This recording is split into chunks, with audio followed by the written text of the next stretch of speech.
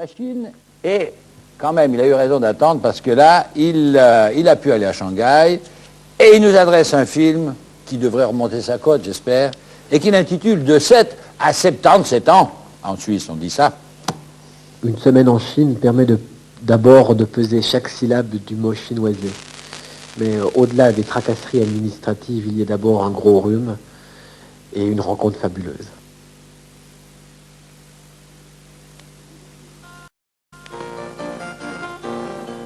Regardez bien, ne l'avez-vous pas déjà vu quelque part? Si, réfléchissez bien. Un sourire aussi simple que touchant, ça ne s'oublie pas. Grâce à vous, ma vie a pris une orientation nouvelle. Vous m'avez fait découvrir des quantités de choses.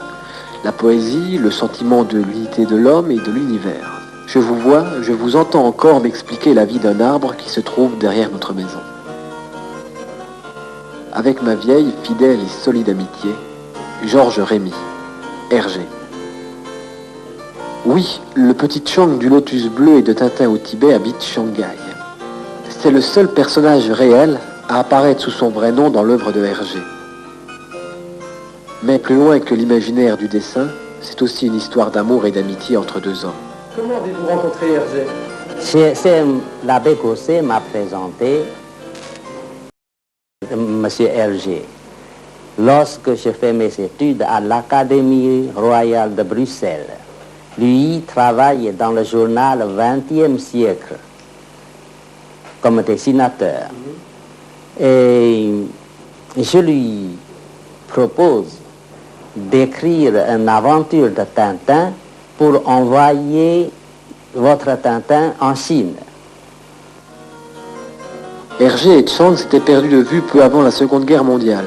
Ils se sont recherchés pendant plus de 45 ans. Même Tintin était parti au Tibet, dans les hautes neiges de l'Himalaya, à la recherche de Chang. Enfin, en 1981, la presse s'empara de l'événement. Hergé avait réussi à retrouver la trace de Chang. Les deux amis se revirent enfin, fondant en larmes l'un dans les bras de l'autre, à l'aéroport de Bruxelles.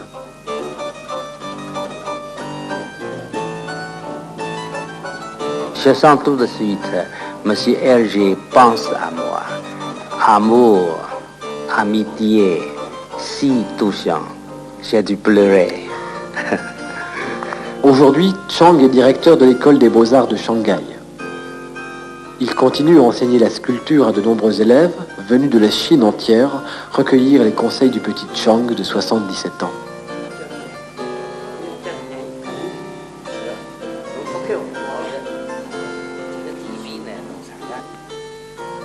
Dans son atelier, les plâtres côtoient les bronzes. Chang travaille chaque jour des heures durant à son art, à son grand amour.